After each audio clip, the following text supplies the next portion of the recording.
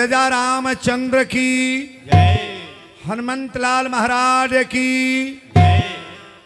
आई कथा की पहले रौरा पहले एगो चीज जान ली, दान के मतलब का होला। दान एगो गांव में एक जनी दान चन रहले, नाम रहे का दान चन। अब मेहरारू के नाम रहे धर्मात्मा, मालिक के नाम रहे दान चन, आई औरत के नाम रहे धर्मात्मा। लेकिन जौनी मर्दे के नाम दान चन रहे ना, कबो 1 रुपया दान ना कैले। कोनो मंदिर पर ना जा, कबो कथा में ना जा, कबो पूजा में ना जा। औरतिया कल जाना वीरेंद्र बाबा कथा को तनी सुन ली है, कहले कि जाए तो अब तो 5 रुपया देवे के पड़ी, काहे के भेजा ताड़ू।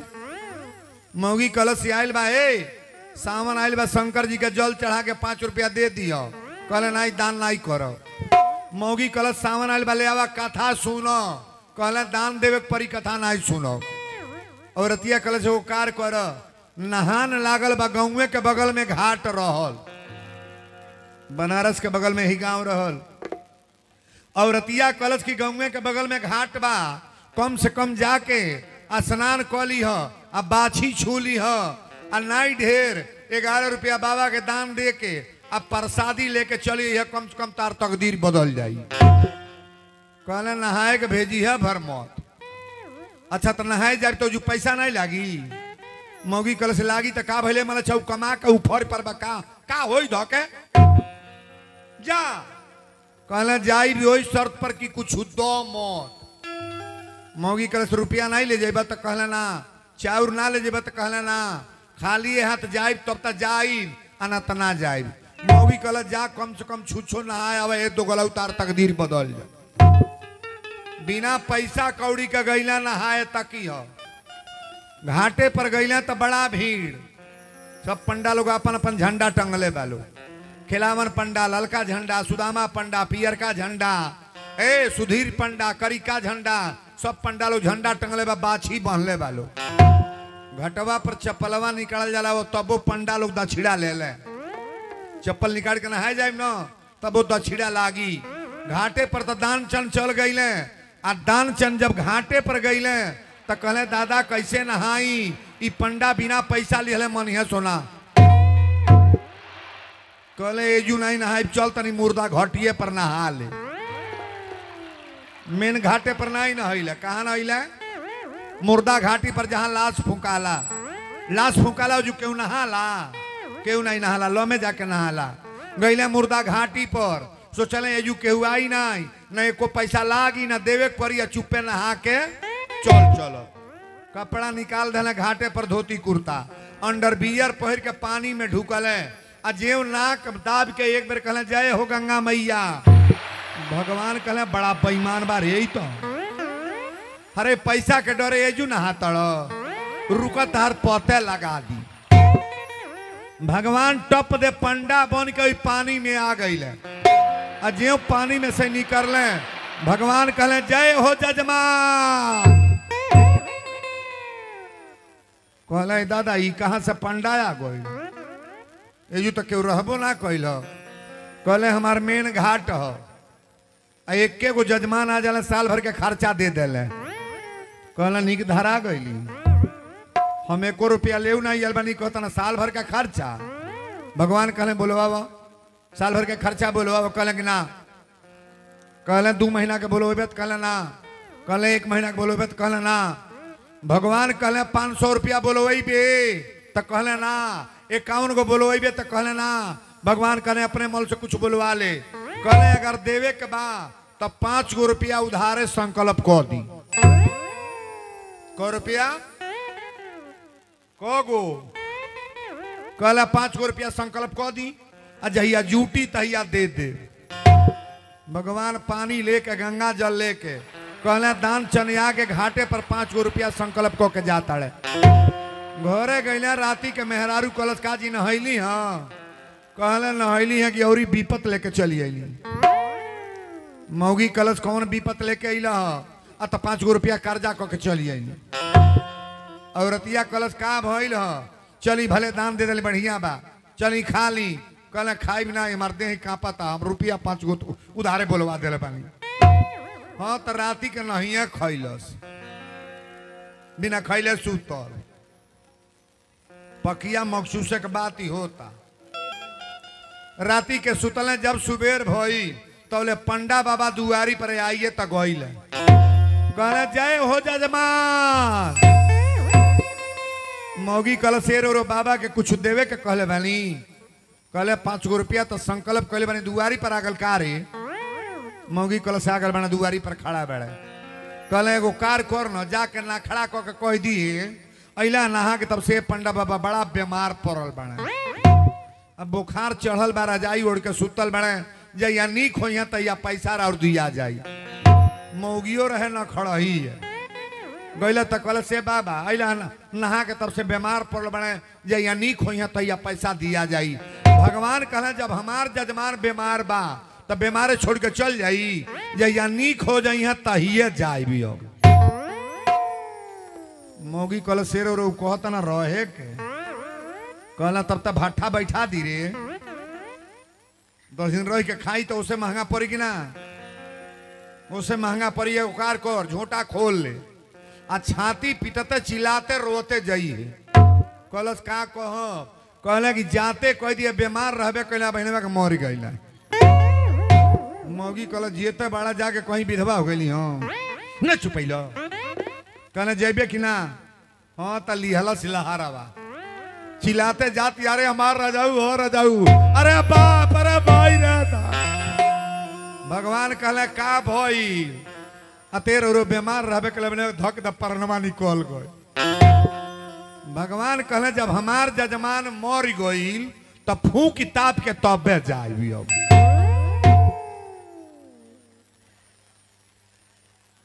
बीमारी बढ़ गल कि नहीं हो मुँह तो रहल नहीं। भगवान कहले फूकिए के जाए। भगवान भर गांव गईला घूम के कहले जे चैली लकड़ी ले चलो लोग गोहरा। दान चन मर गईले गांव भर के लकड़ी जुट गईल बांस कटा गई टिकठी बन गईल। ए बाबू लइका कुल इनके कफन में लपेट के सांस टंगल है बा। कफन में लपेट के उठा के जब लेके चले लगले सो तब मौगी कलश मरल नहीं बड़ा हो दादा। तो लोग कहले मर गए के बाद आदमी यही तरह भर में पड़ला उ तो जनती बा दो गलवा ना खड़ा कैले बा। घाटे पर ले गए लोग चिता सजावल लोग आ चिता पर लाश सुता के आ जब बेटा आगी लेके चलल तो भगवान कहले पे आग नहीं देना है हमार जजमान पहले काने में फूके दो। भगवान नियरे गईले कहले कि कफनमा पर कानमा सटा के आया हूं बैकुंठ से कुछ तुम मुझसे बोल। कहले बुझाता भगवान आ गए काई घाटे पर कफनवा उठा के तकलस आ जब तकलस तो देखा था उहे पंडा तबले तो पी लिहलस। कहलस ही उहे पंडित जी हम 5 रुपया खातिर हमके चिता पर चढ़ा दिले बड़े। भगवान कहले बोलो आया हूं बैकुंठ से कुछ तुम मुझसे बोल। कहले सरकार कफनवे में से बोला था हाथ जोड़ के निवेदन है पैसा दियो छोड़ 5 गो रुपया जो कहले बनी वही के छोड़ दी हम चिता पर से उतर जाएंगे। भगवान कहले जो मत दी है ओहू खल के लोग बागी ना हे जू ऐसे 20 लोग बा। आज 9वां दिन हो हम देखते हैं कथा लोग प्रेम से 3 घंटा सुनते हैं। आज जब वीरेंद्र बाबा दक्षिणा के नाव ली हैं तो धोती झाड़ के हो पेड़े पड़े आड़े पड़े हो पड़े हो ले। अरे आपका खेत प्रॉपर्टी नहीं मांग रहे हैं हम नहीं देना है मत दो लेकिन कथा को छोड़कर क्यों भागोगे आप। हम निवेदन करेंगे प्रवचन में जो लोग आए हैं आपका इच्छा बनेगा तो दान करेंगे नहीं इच्छा है तो कोई मत देना लेकिन इसको जरूर विश्वास करके कथा को सुनना कि बाबा आपकी कथा मुझे फायदा कर रही है। बोलो सच्चे दरबार की जय। प्रवचन एजू से शुरू होके जाता। अपनी जिला के बाद हमनी के जिला कौन जिला है कुशीनगर जिला है हमारा चाहे आप लोग हमारा भी जिला कुशीनगर है। और कुशीनगर जिला के बाद कौन जिला है गोपालगंज। कौन जिला गोपालगंज। थावे माई के दरबार में कौन कौन गए हैं थोड़ा हाथ उठाइएगा। जे गोयल बत्ते उठा ले बहुत लोग गोयल बाबा जाल ताली बरिया रहे। आज हम माई दुर्गा के रौरा सामने बुलावे जातनी। अब ये सावन के बाद नाग पंचमी के बाद सगरी त्योहार पड़ी ना पड़ी, अष्टमी पड़ेगा, अष्टमी के बाद तीज, बहुरा, जुतिया, नवरात्र सब पड़ेगी ना, सगरी त्योहार है। लेकिन माई दुर्गा के हमारे सामने आज बुलावे जातनी। अब भगवान के बड़ी असीम कृपा होला तो माई के कृपा होता है महाराज। बोलो सच्चे दरबार की जय, महिषासुर मर्दनी की जय, दुर्गा महारानी की जय। कथा आज यही जो से शुरू होता। गोपालगंज जिला के रहे वाला राजा मनन सिंह रहले। गोपालगंज जिला के सबसे धनाट आदमी, स्टेट आदमी है बाबू, अरबों खरबों में चले वाला कितना 100 बीघा खेती, राजा मनन सिंह नाम के राजा रहले। जौन कथा हम शुरू करते ध्यान दे, ये कोई बनावटी कथा नहीं है। आप सभी लोग विश्वास देखिए, बाबा लिखे हैं कि हरि अनंत हरि कथा अनंता। जिस कथा को आप प्रेम से समझ जाओ वही कथा तो कथा है महाराज। गोपालगंज जिला के राजा मनन सिंह रहले और राजा मनन सिंह के कितना कई जगह खेती रहल। पहले लगान असुलात रहल, राजा लोग की हम मुनि भी रहत रहे, कौड़ी असुल जात रहे। बुढ़िया माइन से पूछ लग के स्टेट रहल बा। राजा मनन की यहाँ बड़ी सुंदर कथा बा, ध्यान दे। राजा मनन की यहाँ जीवन में एक बेर जग पड़ल। पंडित जी के पुरोहित के बुला के कहले पतरा देखी हमरा घरे जग होई, आ ये जग में सारा देवता लोग के आवाहन कल जाई। 33 करोड़ देवता के बुला के अपना घर के बरकत कराए, हमारी घर में केहू रोग बीमारी में न आवे, कोनो चपेट न आवे, हमारी साथे साथे हमारा पूरा प्रजा शांति में रहो। जग शांति के लिए होता कि नहीं? नहीं होता है। अच्छा बौलिया इतना बड़ा गांव बा, ये इलाका में कई गांव पर जग हो गल बा। ये गांव पर जग भइल बा, कहाँ है बुझे वाला तो बुझते है बा। लोगवा चैंपियन बा, नहीं बुझाता। सब लोगवा नीक बा तब ना नहीं होता। 2-4 गो शुद्ध लोग खड़ा हो जाता तो जग ना हुई। ऐसा तो में टोला मिला के एगो जग करता गर्दा गर्दा मच जाएगा और लाखों की भीड़ वहां कथा में होगी। बोलो सच्चे दरबार की जय। राजा मनन सिंह की यहाँ जग शुरू भई। आ जग के जब तैयारी बनल तो जग के तैयारी में तनी हमरा और ध्यान दे। राजा मनन अपना पुरोहित पंडित जी के बुलौले। अब पंडित जी के कहले बाबा पियर कुर्ता पहिर ली, पियर धोती पहिर ली, अब पियरे गमछा ले ली, पियर अक्षत, गड़ी के गोला, पान के पत्ता और नारियल शरीफा लेके जाई। पहले न्योता ले के गंगा माई में दे दे। हमने घरे बियाह दान पड़त रह, पहले न्योता के दियात रह, गंगा माई के न्योता दियात रह, देवी देवता के न्योता दियाई, दुबौली माई के न्योता दियाई, राम जानकी मंदिर पर न्योता दियाई। पहले हमने घरे देवी देवता के न्योता दियात रह। आयो जहिया बियाह तय होता पहले पता करे कि कौने के पोखरा में बड़का बड़का बा, पता करे कि कौने के मुर्गा फार्म में बड़का बड़का बाबू। पहले नियम रहल दूसर, आजकल निमन न्योता दिया कि बाबू न्योता दिया ताई पता कर कौने चिकड़ा की यहाँ इतना मिली। अच्छा बताई रे घरे बेटी के बियाह हो के चाहे बेटा के, गौरी गणेश के पूजन होला कि ना? नहीं होला। वेद मंत्र होला कि ना? बाबा कथा बाचे लगी ना? बेटी के बेटा के हरदी चढ़े लगी ना? जौनी घर में शुभ होता और में 50 गो 100 गो जीव काटल जा तो बेटी के सिंदूर फायदा करी कि नुकसान? नहीं बोलोगे? ये करता बुझत नहीं बा, खतरा में बानी हम, नहीं बुझाता।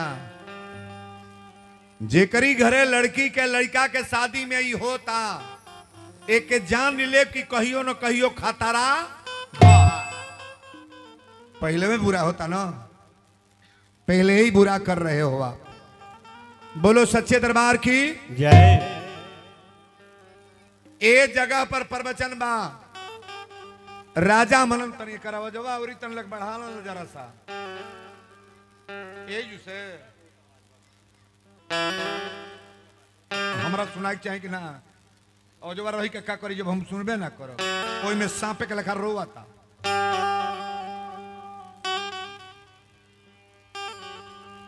राजा मनन के न्योता लेके आई है, पंडित जी न्योता लेके जाता है, पियर धोती पियर कुर्ता पियर फेटा बांध के, गड़ी के गोला पान के पत्ता अक्षत लेके चलल बड़े।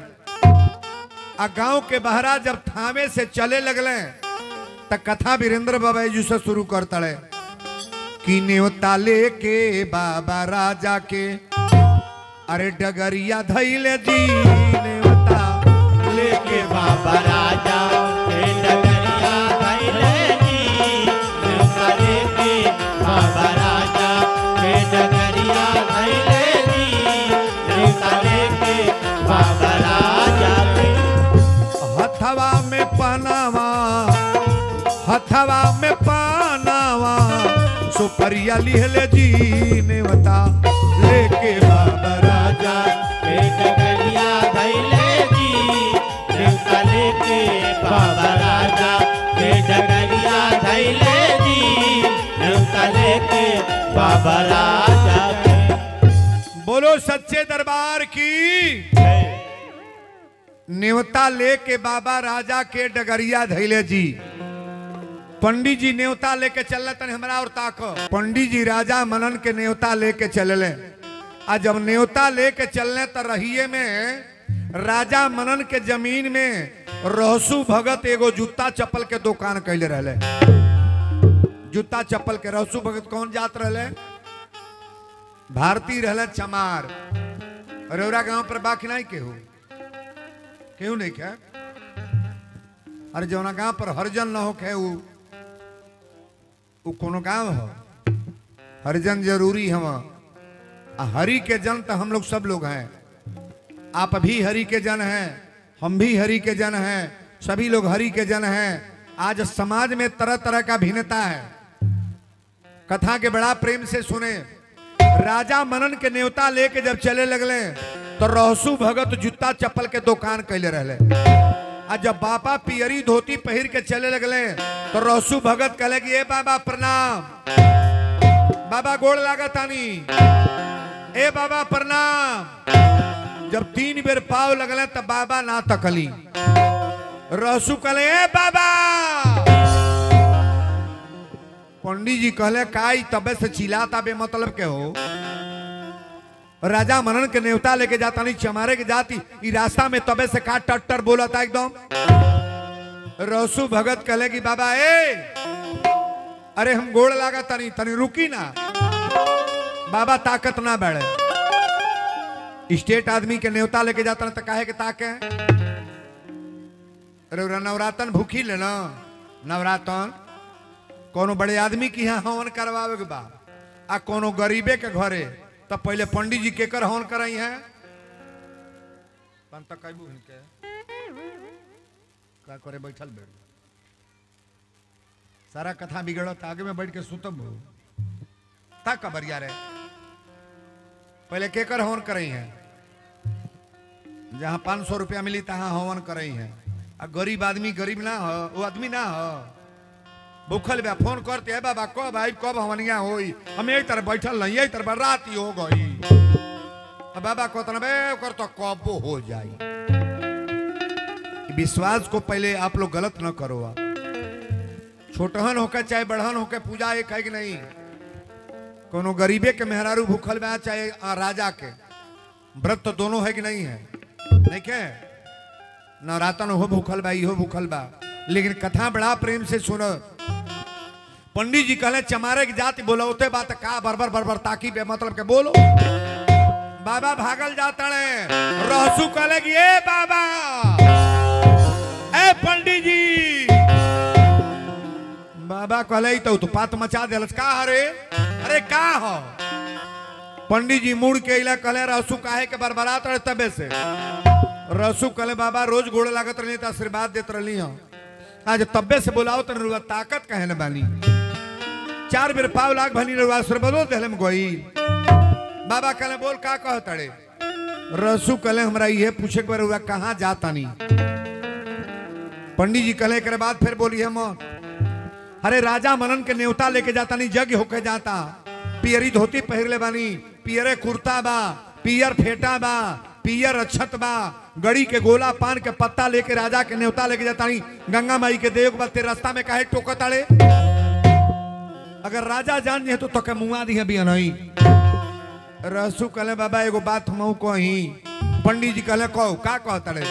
रसू कहले 2 रुपया कमा के मऊ धैले बनी। 2 रुपया कोगो हमरो रुपया ले जाई गंगा जी में छोड़ दे। आ गंगा माई से कह दे कि रहसुआ चमारी 2 रुपया दे ले बा। पंडित जी कहले जबान संभार के बोल। राजा मनन के न्योता के साथे चमार के पैसा जाई, चमारे के पैसा राजा के न्योता के साथ। रसू आंख में आंसू लेके रोए लगले। पहले एक बात बताए, कोनो मुर्गा काट के ले आके वीरेंद्र बाबा के पैसा देता हम ले कि ना ले। मछली बेच के कोनो पैसा देता तो लेब कि ना, नहीं ले। अंडा बेच के कोनो देता तो लेब कि ना, दारू बेच के कोनो देता तो लेब कि ना, केहू का मर्डर करके ले आकर रुपया है जो देता तो लेब कि ना। रुपया में छूट कोई है कहो, आ जाति से इतना बड़ा छूट। पंडित जी कहले चमारे के जाते रास्ता में टोक के आ बार बार कहता है कि हमरो पैसा ले जाए, पैसा ले जाए, तोर पैसा लेके जाए। रसू रोवे लगले कहले बाबा अरे गरीब जरूर बानी, श्रद्धा हमरो उतने बा। जेकरा जूटा था ते 2 नारियल फोड़ा था, और जेकरा नहीं जूटा था इतना आटा सान के 2 पूड़ी माई के चढ़ा दिया। माई खुश बढ़ेगी ना खुश बढ़ी। जेकरा जूटा था 4000 दान करो, और जेकरा नहीं जूटा था 5 के सिक्का देता तो पैसा ना हो। माई उतने पर खुश बढ़ी। पंडित जी कहले चमारे के पैसा तो हमारे साथे ना जाई, चाहे नाराज रहे चाहे खुश रहे। अगर राजा मनन जानी है तभी हम मरवा दी है। अब पंडित जी जब जाए लगले होतना दूर तो रहसू भोकार छोड़ के रोडे पर बैठ के रोए लगले। बाबा कहले हम पंडित हई, रोज गोड़ लागत रहल, अगर रोते बा तो चलो 2 रुपया ले ला, का भइल बा।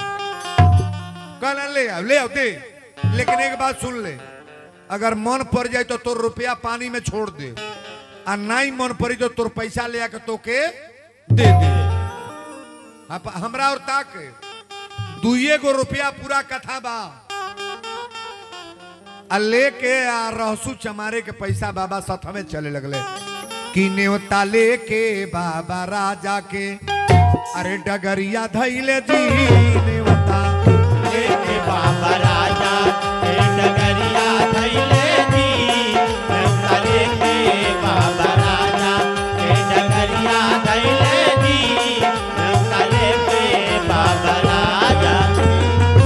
हथवा में पनावा, हथवा में पनावा, सुपरिया लिहले जी न्योता लेके बाबा राजा के डगरिया धैले जी, न्योता लेके बाबा राजा के डगरिया धैले जी, न्योता लेके बाबा राजा के डगरिया धैले जी, न्योता लेके बाबा राजा। बोल दी गंगा महारानी की जय। चमारे के पैसा लेके पंडित जी गईले। राजा के न्योता बोरा में बांधल रहे, गड़ी के गोला पान के पत्ता नारियल शरीफा पियरी धोती, आ निकार के गंगा जी में हे ही तरह हड़ाक दे फेंकल। कहले गंगा माई न्योता ले लो। ई राजा मनन के न्योता है, गोपालगंज जिला के स्टेट आदमी के। सबसे जे आगे बाद धनाट आदमी घरे जग होके जाता, आई न्योता कबूल कलम, आई न्योता ले लो। पानी में जब न्योता गल त पानी में दोह गई। अब पंडित जी गोड़ लाग के गंगा माई के चले लगले, होतना दूर गईले रहसुआ चमारे के पैसा भुला गो। केकर का पैसा भुला गए, 2 रुपया भुला गए। आ जब होतना दूर गए तले गंगा जी में बाढ़ आ गई, पानी त्राक त्राक बोला था।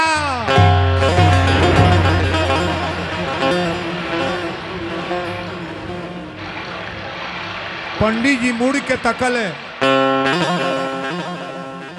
जब मुड़ के तकले तो कहले रे पनिया ऊपर बढ़ता का।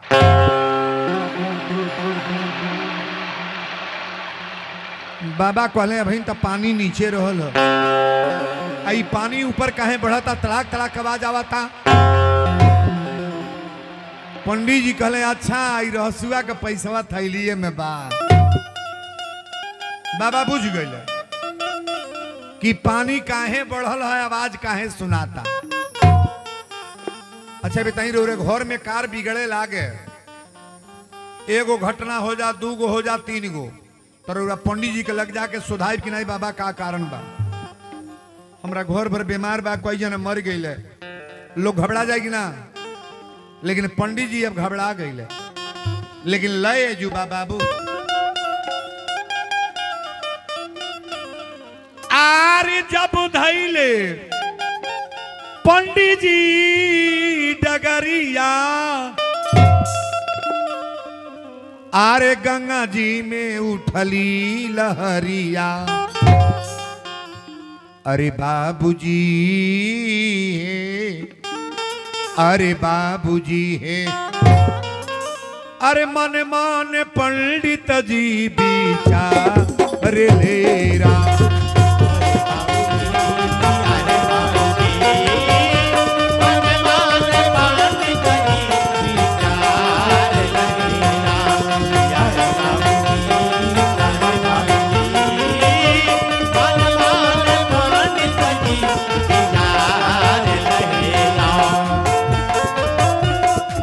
धैले हो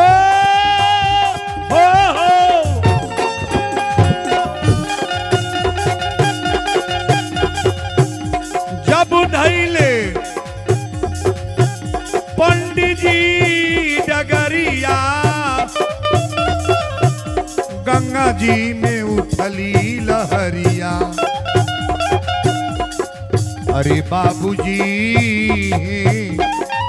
अरे बाबूजी है, मन मान पंडित जी विचार लेरा। अरे बाबूजी, अरे बाबूजी, मन मान पंडित जी विचार लेरा। अरे बाबूजी, अरे बाबूजी, मन मान पंडित जी विचार लेरा। बोल दी गंगा महारानी की। पंडित जी जब देखले कि गंगा जी में पानी बढ़िया था, तो लौट के गईले, आप पाकिट में हाथ डरले, आप पाकिट में हाथ डाल के यही तरह पैसा फेंक तड़े। कहले गंगा माई उ राजा मनन के नेवता रहल, आई रहसुआ चमारे के पैसा, आई 2 रुपया दिले बा ले लो। जैसे ऊपर के मन नहीं लोग कहला है बाबा आइल बड़ा मांगे तो लो सीधा ले लो। जब 2 रुपया फेंकले तब गंगा मैया में दोनों हाथ निकाल के माता जी हाथ पर यह पैसा रोक ले। तार भी जाइए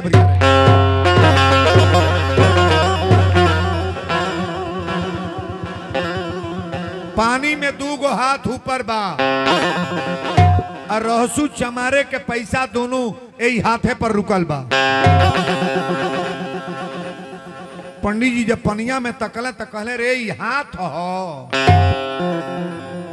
हाथ, हाथे पर पैसा, हाथे पर पैसा। राजा मनन के नेवता पानी में दह गई, चमारे के पैसा हाथ पर।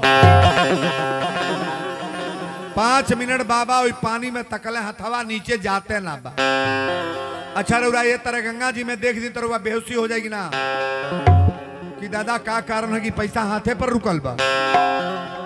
जैसने बाबा धाधाक गईले, जब हाथे पर पैसा देखले वही तरह मेटाइयो गईले। हड़ाक दे घाटे पर गिर के बाबा बेहोश। कहले आज राजा मनन पूछिए तो कौन जवाब देव हम। ई रसुआ चमारे के पैसा हम साथे लेके एली हम बार बार करिए लेके ना जाई बरियाई से दे दिलस आई पानी में फेंकली है पैसा पानी में हाथे पर पैसा रुकल बा लेकिन पंडित जी घाटे पर बेहोश बारे अरे बेहोश भइले बाबा जी अरे बेहोश भइले बाबा हो बेहोश भइले नाही रहल देहिया में जोश हो ई होश में बेहोश भइले बाबा जी नाही रहल देहिया में जोश होश में बेहोश भइले बाबा जी नाही रहल देहिया में जोश होश में बेहोश भइले बाबा जी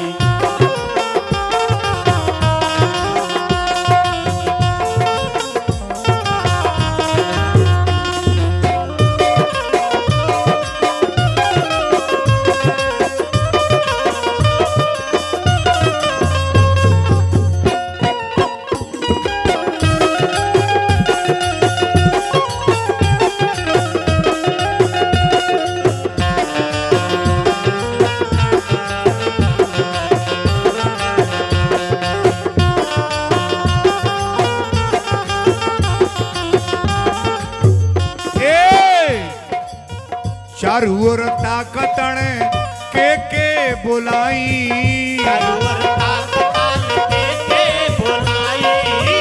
मनवा के बात अब कैसे बतलाई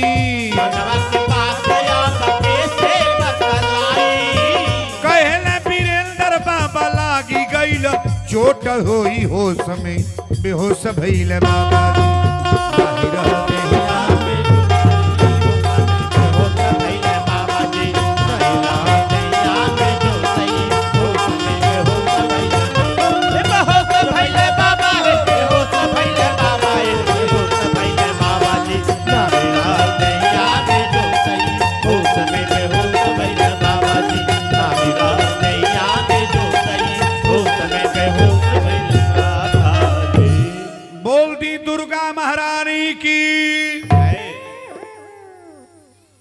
केकर पैसा हाथे पर रुकल बा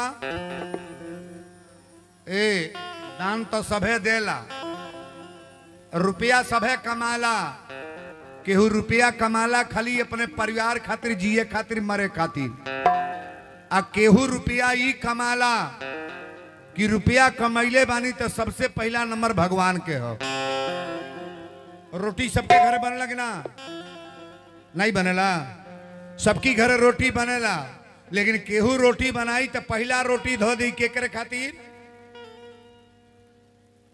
कहो कुत्ता खातिर पहला रोटी गौ माता के जेकरी घरे गौ माता के रोटी एगो निकलाई स्टैंप ले आवे आजे लिख दे तनी तारी घर में रोटी का कमी कब्बो ना होई जेकरा ई बुझाता कि खाली खाए चबाई आयल बानी सीताराम खाली अपने फेर में जे बा बरकत कबो ना हुई जे जे पीछे बैठल बने का ठीक बा कहीं से सुनल जा अरे तन मौसम ही बने तो हमारे पूरा कप्तानगंज जुट जाई तनी पहर कहीं गाड़ी खड़ा करने का जगह हो रोडवा पर रही थी प्रोग्राम तो देखती माहौल मेन पर तन जगहियो कंजेस्ट बा अच्छा हाँ भाव मिली तो है तो भगवान आएंगे ना दुर्गेश चौहान के वहां भाव है तो सभी लोग आएंगे नहीं आए कितना दूर दूर के कहाँ के बाइक का ई गाड़ी के लाइन बा मनाना चाहिए ये सब भाव केकर रुपया हाथे पर रुकल बा जहिया रहसू हरिजन के जन्म भइल तैया वो जवार में इलाका में गर्दा गर्दा मच गई उनका पैर पर माई के पहचान रहे हाथ में त्रिशूल रहल सारा व्यवस्था रहल ये लोग जान गए कि माई के भक्त रहसू हुई हैं रहसू जौने गुरु की यहाँ शिक्षा ले ले इनका माई मरल रहली तो रहसू वैले अपना मरल माई के जियौले रहले आ जियौला के बाद फिर गुरु की यहाँ गई रहले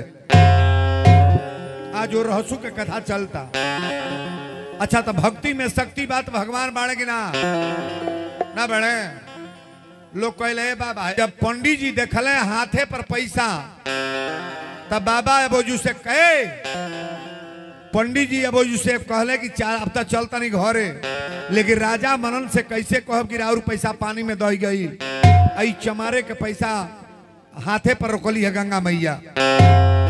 बाबा ओजू से रोते चलल तब बुझले राजा मनन की यहाँ जगह बात पियरी धोती पहले बानी गड़गड़ा के न्योता में हमके दक्षिणा मिली, लेकिन अब फिर में बाना कि आज हम मुआवल जाए। जब गेटे पर गईले तो 4 गो सिपाही रहले।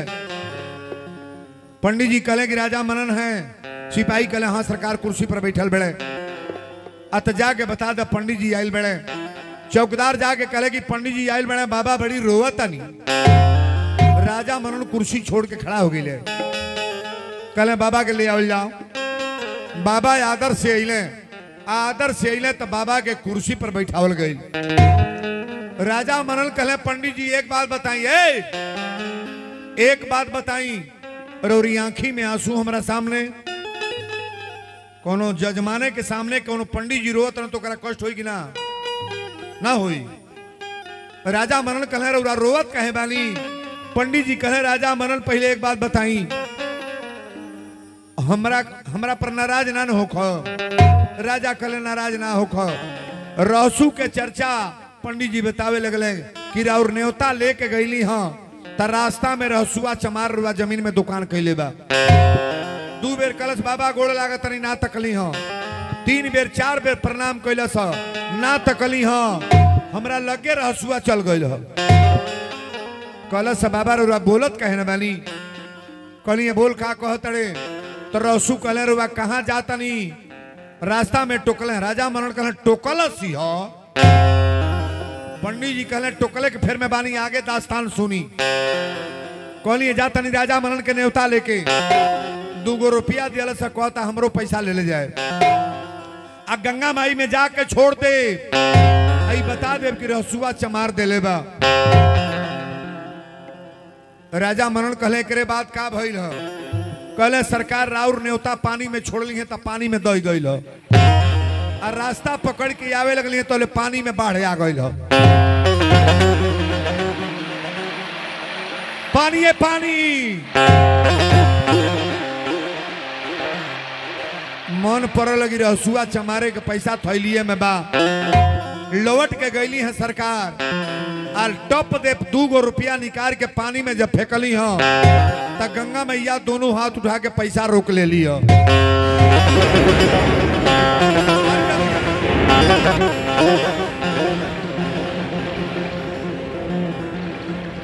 राजा मनन कहले एक बेर और दोहराई, हमार पैसा पानी में दह गई है? कहले हाँ सरकार। और रहसुआ चमार के पैसा गंगा जी हाथ पर रोकली है। पंडित जी कहले सरकार ये डेरा तलिया हमरा पर नाराज ना होकर। राजा मनन कहले पंडित जी पहले एक बात बताई, रहसुआ के ऊपर कोनो देवता बा? पंडित जी कहले सरकार आज जरूरा से खोल के बतावतनी, रहसुआ के ऊपर दुर्गा माई आवेली। सरेह से कतरा काटेला, ध्यान से सुनिएगा, सरेह से कतरा काटेला, आ सांपे के चाबुक बनावेला, आ 7 गो बाघ नाद के दौरी नाद के ओमे से अनाज निकालेला। 7 गो बाघे के दौरी नाद के अनाज निकालेला, आ यही चावल के माई के प्रसाद चढ़ावेला महाराज। अच्छा बताई बाघ सवारी के कर बाघे पर के चढ़ेला? दुर्गा माई। राजा मनन कहले कि कर मतलब दुर्गा जी के भक्त ह का? पंडित जी कहले भक्त नहीं महाराज, एकदम डायरेक्ट माई होई के बुझबे करेली। आज माई के हाथ रहल जौने हाथे पर पैसा रुकल ह, पैसा जौनी हाथ पर रुकल ह, ये दुर्गा जी के हाथ रहल। रौरा ऐसा स्टेट आदमी के पानी में पैसा दह गई, आई चमारे के पैसा हाथ पर। राजा मनन कले सिपाही पहले जाके रहसुआ चमार के हथकड़ी लगा के ले आवल लोगन। गरीबे आदमी के केहू बुझेला ना। आ गरीब आदमी तो जवन कदी की जीवन भर भोगे के पड़ी। ध्यान से सुनिएगा। अच्छा तो गरीब के सतावल हमनी के भोगे के बाकी ना। राजा वही के कहल जाला जेकरा राज में प्रजा खुशी रहे, कष्ट न होके। इतनी पर के राजा एक हल के बालो गांव में जे सबसे धनाट बा यह सोचता गांव भर के दाब के पेड़ के मुआइए दो। कौन जमीने करबा छेका लो, कौन खेत बा जोती लो, जौन मन करे तौन कर दो, जैसे मन करे पिटवा दो। आ गरीबे के रोवा जब डहकी, हमारा भरत जी एक लाइन गीत गौले बड़े। रोवा टूटी जब गरीब के तपरबे करी, अरे परबे करी। कहीं बिजुली गिरी कहीं जरबे करी, कहीं बिजुली गिरी कहीं जरबे करी, कहीं बिजुली गिरी कहीं जरबे करी।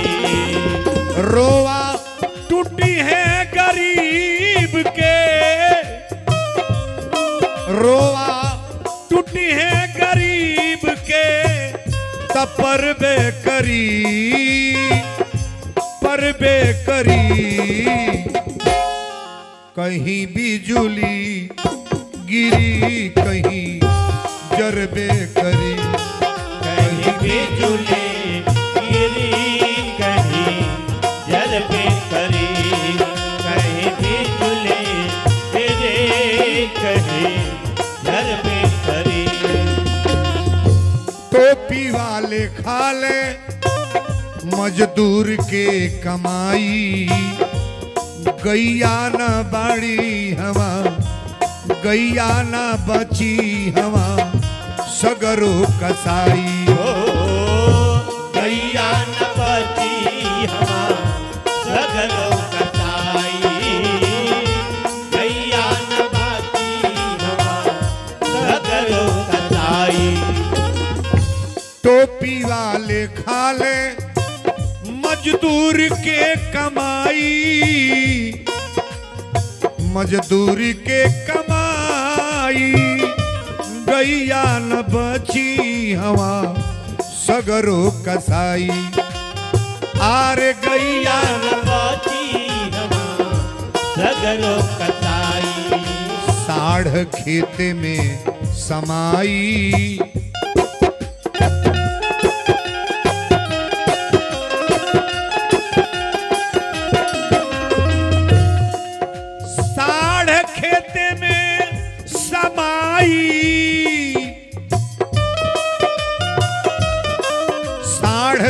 खेते में समाई त चरबे करी, चरबे करी।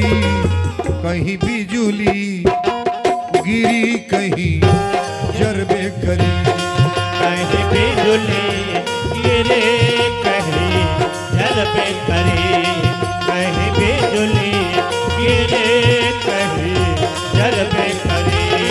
रोवा टूटी है गरीब के,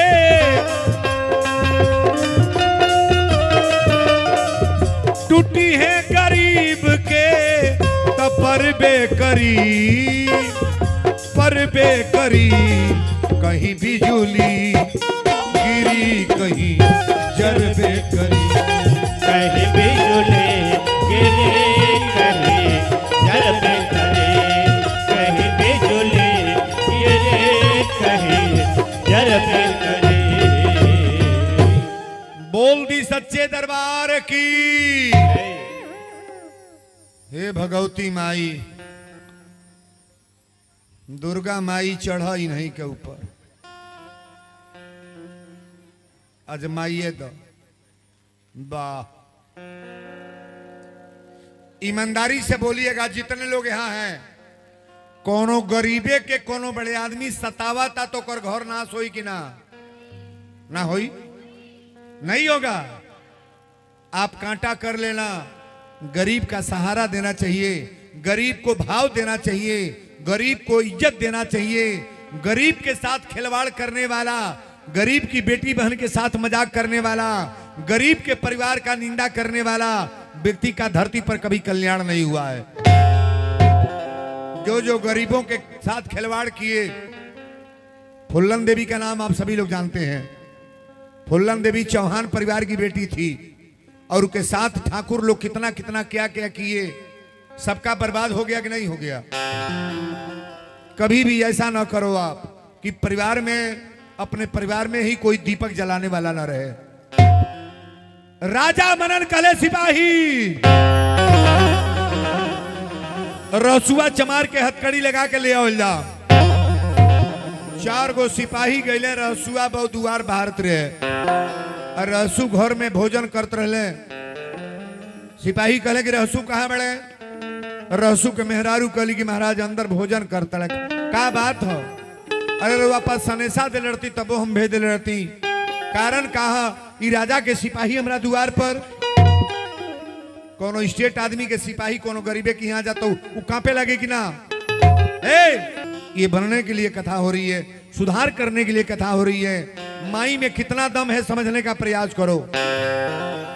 सिपाही जब पकड़ के ले हथकड़ी लगा के पटकट झटकट ले ले, गरीब आदमी के ले आके राजा मनन के दरवाजा पर त्राक दे पटक दे ले। राजा मनन कुर्सी पर बैठा ले, कले काम करिए, रसुआ के हाथ के हथकड़ी खोला जाओ। हथकड़ी खोला गई। राजा मनन कले रसुआ हमरा दरवाजा पर प्रेम से बैठ जो। रसू कले मालिक रुआ काहे का कैली है? सनेसा भेज लड़ती तबो हम आगे लती, आई सिपाही भेज के हमके बोलोली है, का बात बा? राजा मनन कले रसुआ हमरे प्रश्न के उत्तर दे।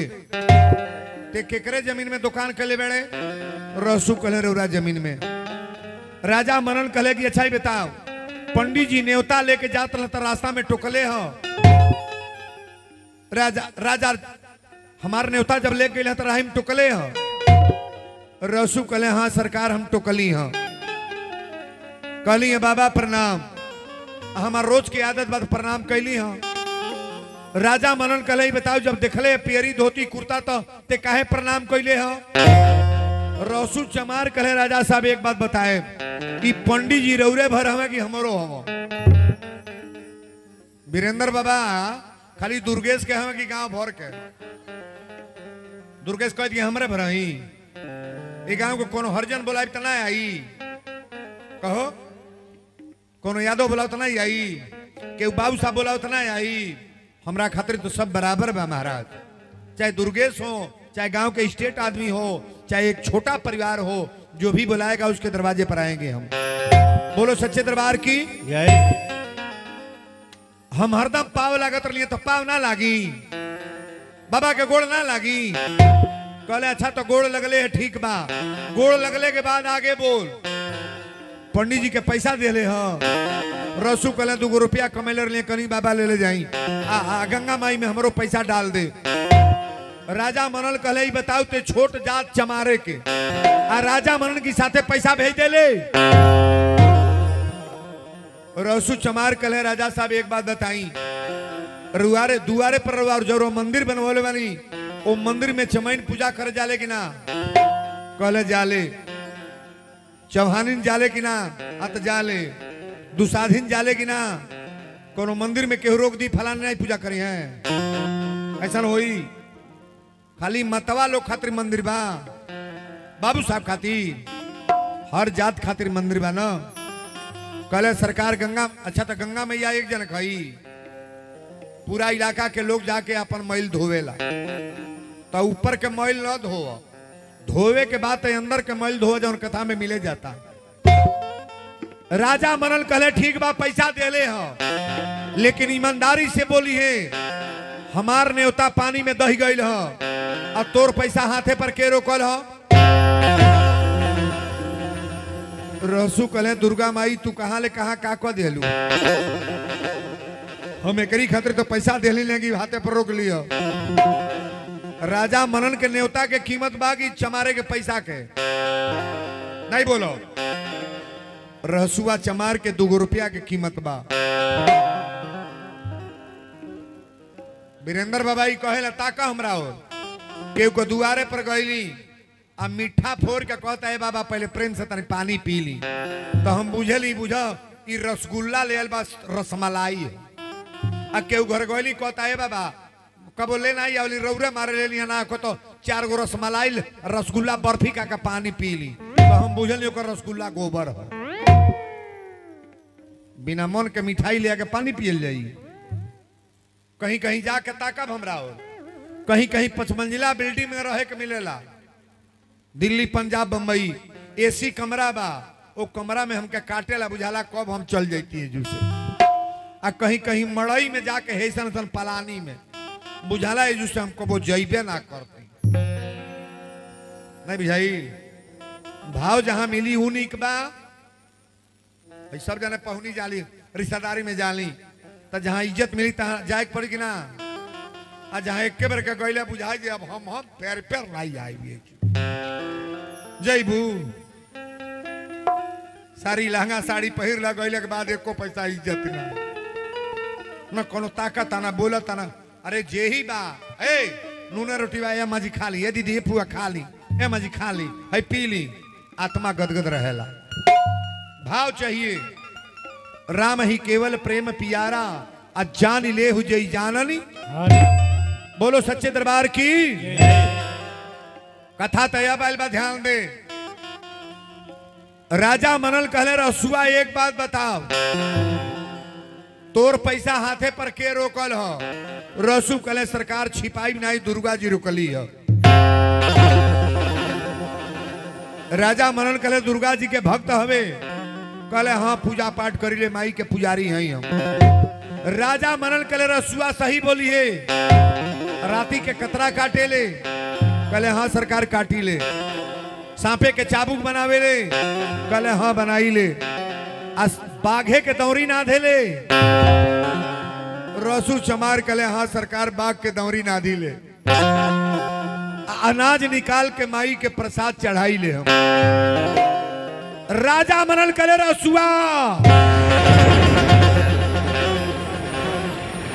तलवार टप दे निकाल दे ले। कहले जौने माई के बल पर ते पूजा करे ले आ तोरे आज भाव इतना ऊंचा बा आज तोरे सामने तलवार गरजता। हमरा सामने अपनी दुर्गा जी के जो प्रकट कराओ बुलाओ बुलाओ अपनी माई के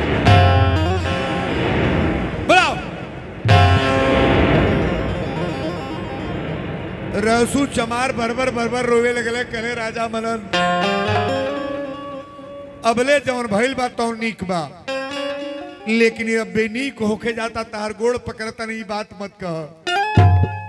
माई दुर्गा के बुलावे के मत कह यार राजा माई के मत बुलाव। राजा मनन कल चुप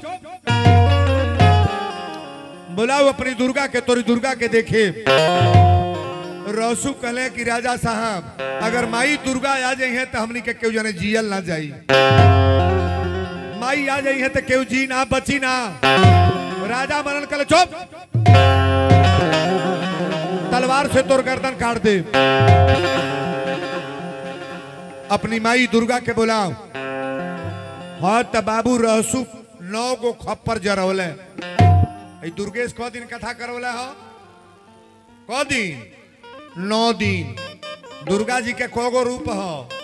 9 गो खप्पर जरौले आ लोहबान जरा के आयासन मार के रहसू चमार जब आसन मार के दुर्गा माई के स्तुति कैले। नवरात्र में केहू खेले लगी ना? क्यों ना खेलेला? रौरा जरवार में क्यों ना खेलेला? बाप हो बाप कैसन घर दुआर बाजी केहू के ऊपर माई अबे ना करेली। जरूर एक जनी के ऊपर आवत हुई है। जौनी घर में माई ना आवे कोनो घर है। रहसू आसन लगवाने पचरा शुरू होके जाता लेकिन हमारी बेटियां बहन गौर से हाथ के ताली जरूर बताए। अब माई दुर्गा के पचरा होके जाता। रहसू चमार दुर्गा जी के बुलावे जाता है। पहले दुर्गा जी कौने जगह पर रहली? कमरू कमेछा। माई दुर्गा कहाँ रहली? कमरू कमेछा। आ कमरू कमेछा में जब माई रहली और रहसु आसन लगा के बैठले, कहली माई दुर्गा तू आ जा, ई दुष्ट राजा तलवार उठा ले बा। राजा मनन रहसु के काटे जाता है, लेकिन जब पचरा शुरू कैले रहसु, भक्त जब निवेदन कर दी तो बाबू जे जे ओकर ऊपर भिड़ल बा ओकर विनाश है बा। कि रहसु बैठले अरे आसन मारी, रहसु बैठले आसन मार, किया हो मैया हाथ ऊपर उठाइए, किया रे दुर्गा, किया हो देवी, किया रे मैया, आई के बचावाला दे हमारा नियरा।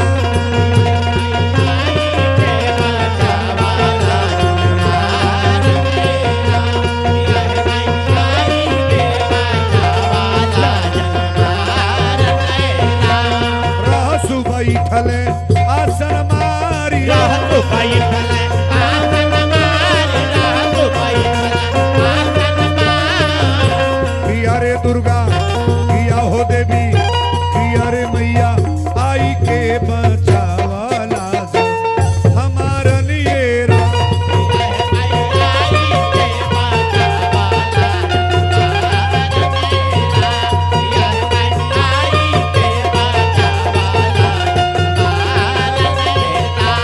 पापी दुश्मनवा तनेला कटारी,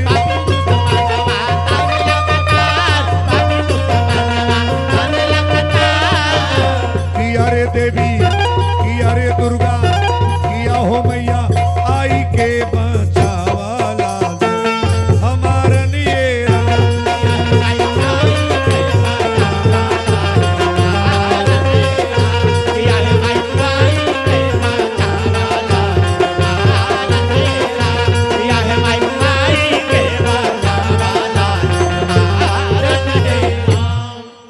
बोल दी दुर्गा महारानी की। दुर्गा मैया पहले कहाँ रहली? कमरू कमेछा। आ कमरू कमेछा से माई कहली के रहसु राजा मनन के समझा देना तो इनका पतन बा। बार बार समझावत अड़ी। रहसु राजा के मनन के गोड़वा पकड़ के कहले राजा मनन अब उससे बात मान ली, दुर्गा जी के मत बुलाई। राजा मनन कहले चुप, बुलाओ अपनी दुर्गा के, तोरी दुर्गा के देखे। रसू कले माई तनिको विलम्ब न कर, तू आइए जा। अब माई जब चलल बड़ी कमरू कमेछा से, तो कमरू कमेछा से माई जब चलली तो पहले माई जब कमरू कमेछा से चलली तो पहले कलकत्ता शहर में गई बड़ी। काली के नाम सुन ले बनी ना? काली मैया कहाँ बड़ी? कलकत्ता में। पता करिएगा कितना बृहद स्थान है माई का। लेकिन माई जब चले लगी तो रहसु के कहली कि पहले समझा दे। राजा मनन के समझा देना तो बर्बादी है बा, लेकिन विनाश काले विपरीत बुद्धि। रावण के समझावे वाला बहुत लोग गए, नहीं गए। अंगद समझौले, हनुमान जी समझौले, मंदोदरी समझौल।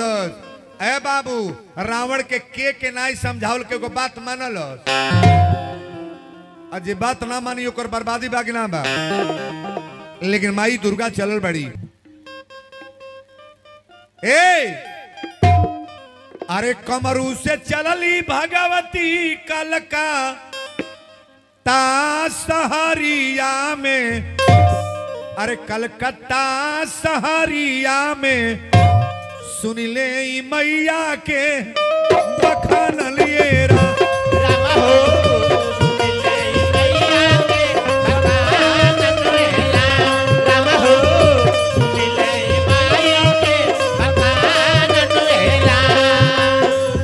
पापी दुश्मनवा राजा माने ना कहनवा रे,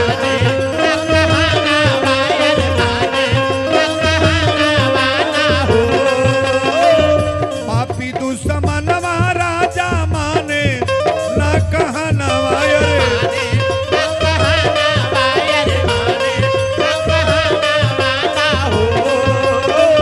सुनी ले दुर्गा के बखान लेरा।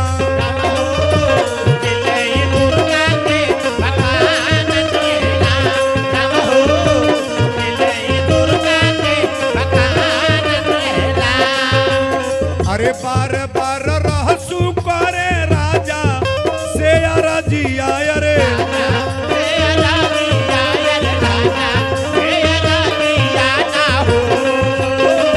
बार बार रहसु करे राजा से रजिया रे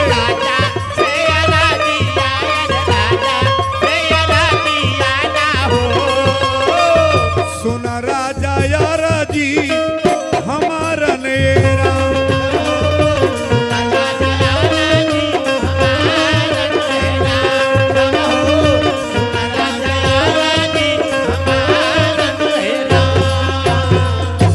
बोल दी दुर्गा महारानी की।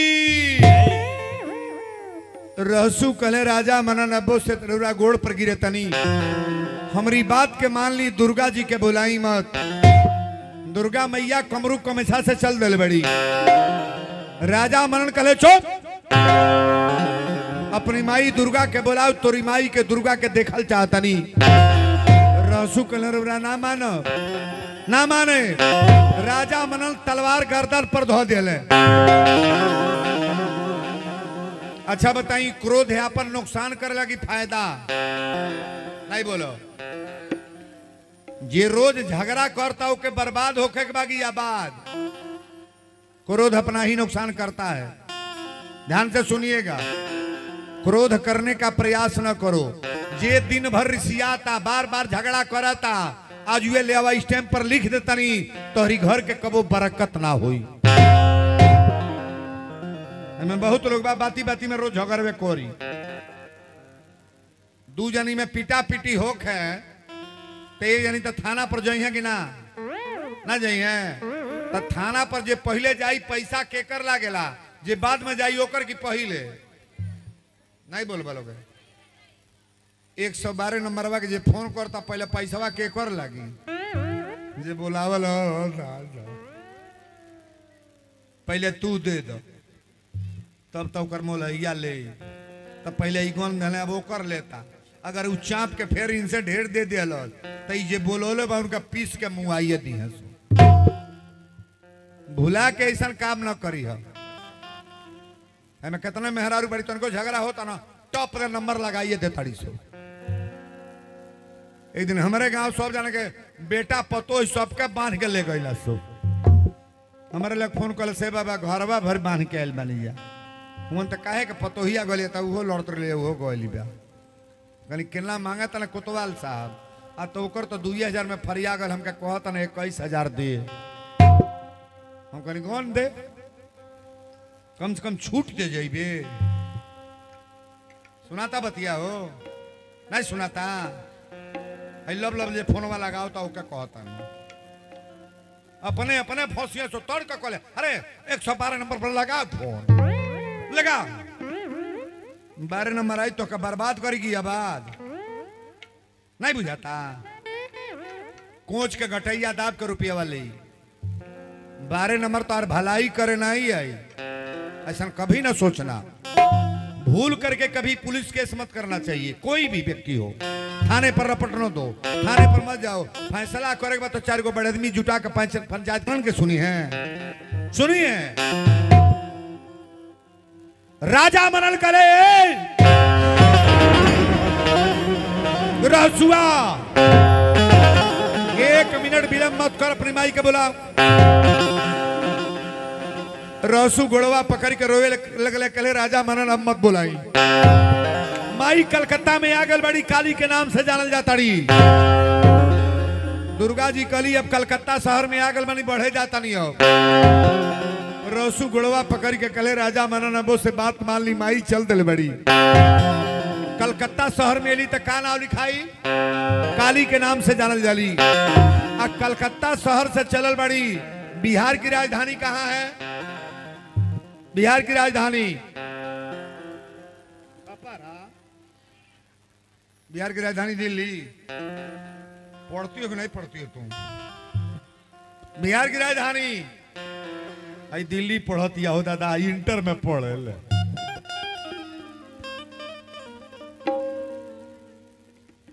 अपने वहां की राजधानी है ना दिल्ली आज बिहार की पटना कहाँ की राजधानी है पटना बिहार की राजधानी है कहा? पटना। पट्टन वाली की देवी का नाम सुने हो कि नहीं सुने हो? पट्टन वाली माई का नाम सुने हो? कलकत्ता जे जब चलल बड़ी पटना शहर में, बड़ा गौर से सुनिएगा, भगवती माई कहली कि रासू अब्बो से राजा मनन के मना कर दे, अब हमार डोली चल दले बा, दुर्गा जी पर सवार होके चलल वाली, बाघ तड़तड़ा के उड़ाता। आज माई चलल बड़ी तो तुरंत भाव वीरेंद्र बतावल है, आरे किया हो ओ रामा, अरे कलकत्ता से चलली भगवती, अरे पटना सहरिया हो,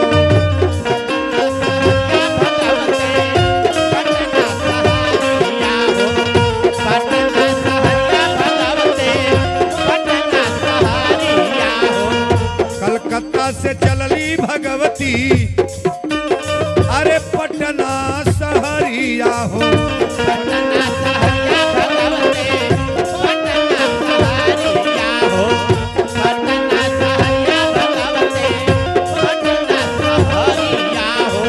सुन ले आगे के बयान लेरा,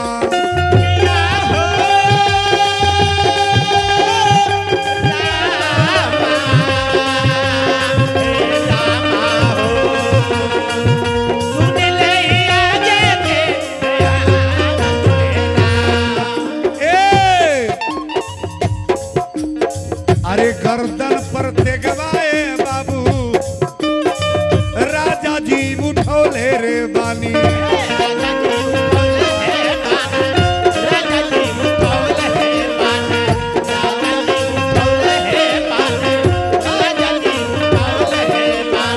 अरे गर्दन पर ताने तलवार नैरा,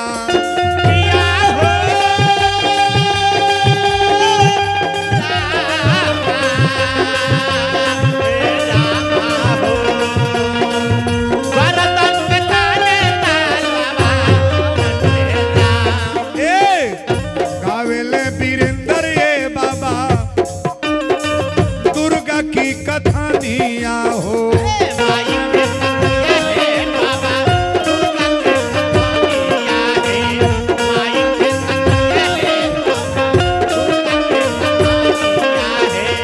गावेले तिवारी बाबा माई के कथानिया हो,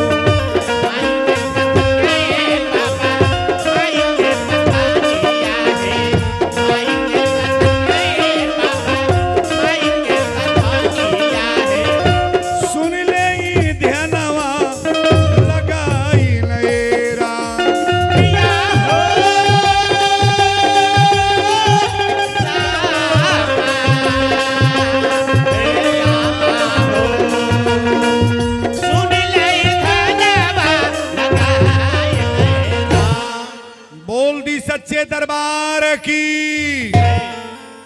कलकत्ता से जब माई पटना शहर में एली तब पट्टन देवी के नाम से माई दुर्गा जानल गई। अब पटना शहर से चलल बड़ी अबे बाबू, लेकिन कहली रसू रसू अब समझा दे, हम गोपालगंज में डायरेक्ट आओ तनी। अब गोपालगंज जिला में एगो जगह बा घोड़ा घाट, माई के आसन डोली ओहु जुआल बा। अब माई डायरेक्ट जब थामे में अली तो राजा मनन गर्दन पर तलवार धैले रहले, गर्दन पर तलवार धैले बड़े, कहले दुर्गा जी के बुला देना तो तोर गर्दन तुरंत काट दे। रसू कले राजा हमार गर्दन तक कटे न कटे, लेकिन तू अपन सोच ल तारा खानदान में केहू बची कि ना बची। तोरी परिवार में तोहर नाती बेटा बाड़े, घोड़ा हाथी बारे, तोरी घरे केहू बची कि ना राजा, तार हाथ जोड़ तनी मान जा। राजा मनन कले चुप, बुलाओ अपनी दुर्गा के, तोरी दुर्गा के देख। रसू कले माई दुर्गा तू तनिको लेट मत करे, अब आइए जा। लेकिन माई जब थामे मेली तो पहले राजा के घोड़सार गिरे लगल, सारा घोड़ा आप थावे जाइएगा, आज भी मुटकी देवाल और बिल्डिंग मकान जोन गिरल बा, जिस मेले में जाते हैं बगल में है इसे, सारा वही तरह मुटकी मुटकी देवाल और बिल्डिंग का मकान। राजा के घोड़सार गिरे लगल, घोड़ा मर गईले। राजा के हाथ से हथिसार गिरे लगल, हाथी मर गईली। राजा के बेटा नाती मरे लगले। 50 गो चौकीदार दौड़ल बड़ा, कहे राजा साहब रहसू के घोड़े पर गिर के माफी मांग ली। राजा मनन कले चुप। दुर्गा जी कली तनिको लेट नाई बात तहरे लगे आइए गईली। थावे में पहले बहुत बड़ा जंगल हल जहां पोखरा बनल बा, ई पोखरा जंगल हिले लागल। रसू कले राजा साहब माई शेर पर यह आवतड़ी आगे। राजा मनन कले हमके धोखा दे तड़ी, ये दुर्गा जी लौकतड़ी।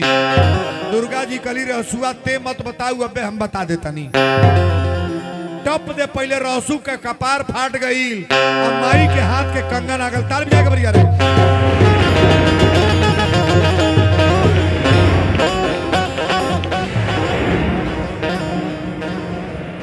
रहसू चमारे के कपार फाट गई और कपार फाड़ के माई के हाथ के कंगन यही तरह बाहर निकलल। थामे जे गईल बा, अबो हाथ लौकता कि ना बा, जाकर देखिएगा। एक तरह हाथे में कंगन बा, रहसू के कपारे पर से फाड़ के निकलल बा। राजा मनन बोलोले, कले पंडित जी बताई है हाथ हो जो ने हाथे पर पैसा रुकल है। बाबा कले हाँ राजा ये हाथ हो, मई के गोड़ पर गिर जाए सरकार। राजा मनन कले ये हाथ हो। दुर्गा जी कली रहसू अब ते मत बोलब, हम बोलब। कोनो भक्त के परेशान कल जाई तो माई के कृपा डायरेक्ट तो वैसे ही हो जाई। कहे के नाई परी, जे जे अपना के दादा बनल के मार दिहल गई। देवी साक्षात आके मरले बड़ी। दुष्टन के बध माई के कृपा होला। जे जे अपन दुश्मनी करत के बर्बाद कैला में देरी ना बा। दुर्गा जी कली रे दुष्ट राजा अब बोलते का चाहता रे। ई कंगन हमार लौकता। राजा जब सुनले माई के बोली तो हथवा जोड़ के और रहसू के दोनों गोड़वा पकड़ के राजा छाती पीट के रोवे लगले। कहले माई दुर्गा, अब तो हमरा घर में केहू ना बचल, लेकिन हमके बचा लो माई, हमके बचा लो। हमरा जानकारी ना हो पौलज की रहसू चमार में इतना बड़ा ताकत बा, इतनी बड़ी शक्ति बा। हथवा जब निकलल बा तब पूरा जवार उत्तर प्रदेश बिहार जुटल। लेकिन कथा भी